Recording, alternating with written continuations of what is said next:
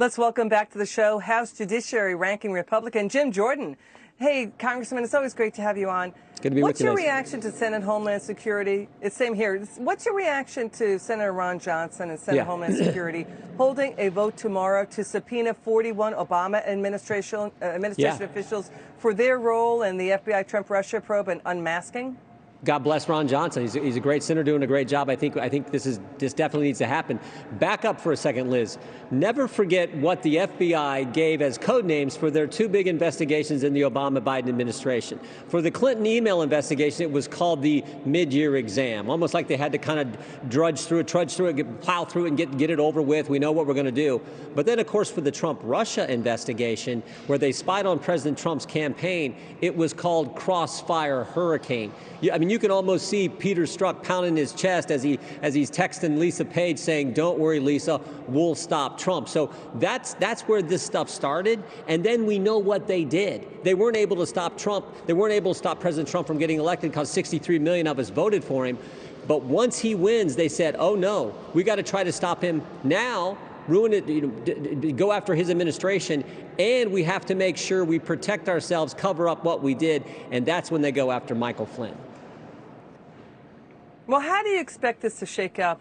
Because Senate Homeland Security is looking to subpoena James Comey, John Brennan, James Clapper, Andrew McCabe, Peter Strzok, also Obama officials Susan Rice, Samantha Power, and Dennis McDonough. Do you think they're going to come in do you think they will testify?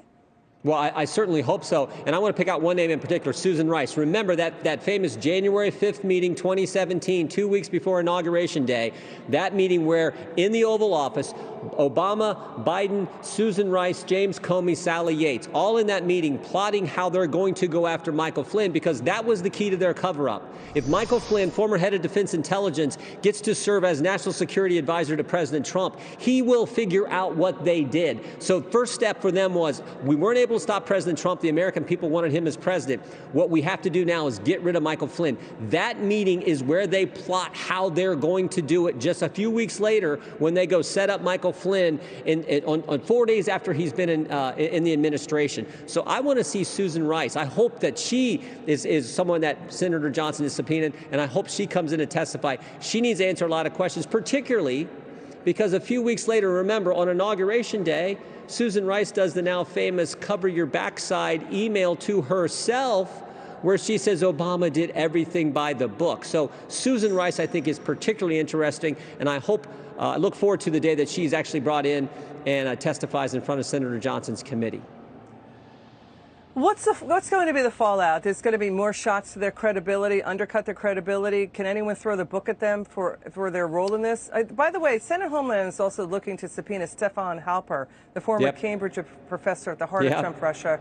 He worked as an FBI confidential source to meet and secretly record Carter Page and George Papadopoulos. Right. What's going to happen with what's the fallout of all this? Can they throw the book at them? What? I mean, only the Justice Department can actually indict people and prosecute. So again, we're back to the Attorney General and John Durham. His report, his investigation. We'll see what happens there. Halper's very interesting because there's this group of people from overseas. Halper, and maybe more importantly in my mind, this Mifsud guy who's disappeared. Mifsud is the first guy to go up to George Papadopoulos and say the Russians have dirt on Clinton. Papadopoulos happens to just bring that up when he's talking with someone else. That other individual tells the FBI, and that's how they launched the investigation in July of 2016. Well, Mifsud's a guy who starts it all, but the FBI doesn't go after him, even though when they interviewed him 2 years ago, he lied to them 3 different times. So Mifsud's also important. So I hope they go after Mifsud and Halper and bring those guys in and hear what they have to say, answering questions under oath. I'm sorry, you're right. It was dirt on Clinton. Here's the other thing.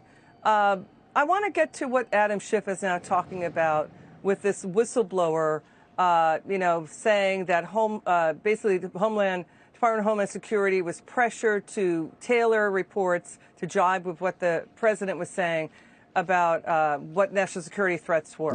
Brian Murphy saying he was under pressure to basically say that it wasn't Russia. Can you just lay this out? What is this whistleblower saying? What is happening now with this situation down there in Washington?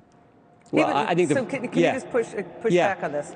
Yeah, the first thing I would point out is Adam Schiff and his relationship with whistleblowers is, I don't think we should be putting a whole lot of stock in that. Because remember, the last big one was a year ago, the anonymous whistleblower with no firsthand knowledge who was biased against the president, who worked for Joe Biden, that became the basis for the whole impeachment hoax, who Adam Schiff said we had no contact with him when in fact his staff had met with him. So I don't put a whole lot of stock in what Adam Schiff says about whistleblowers. This latest one, though, is this Brian Murphy guy at the Department of Homeland Security. He's flipped and then he's flopped. So initially he said in May this year that he said, oh, I was getting pressure from my superiors not to fully talk about what Russia's trying to do regarding the election. Then a couple months later in July, he sends an email to colleagues and saying, oh, I wasn't pressured, I wasn't asked to change anything or massage anything or change any story. And then of course in September, he files a whistleblower complaint going back to where he was in May. So he's been all over the board, he's contradicted himself.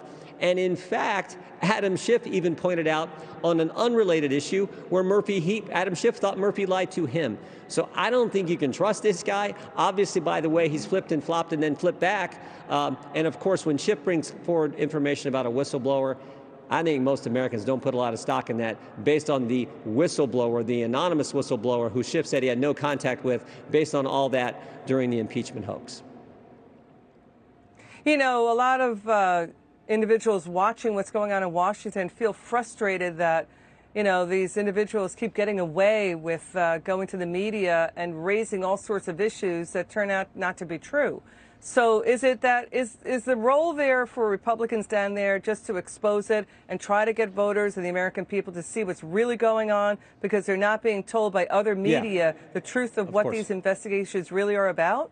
Of course. I mean, that's all we can do in Congress. We can't indict anyone, we can't prosecute anyone, but we can get to the bottom of it. We can bring the facts out and the truth out for the American people. And I can remember just a couple years ago, there was only a handful of us in the whole Congress, and a few of you like you, Liz, and others at Fox News and some other media outlets, only a handful of us who were willing to go after this whole Trump-Russia hoax that we were getting from the Adam Schiffs and the Brennans and everyone else in the world. So, yeah, now it turns out we were right. The only thing we had wrong is it was worse than we thought. So all we can do is try to get the facts and the truth out there and bring people in and ask them tough questions under oath.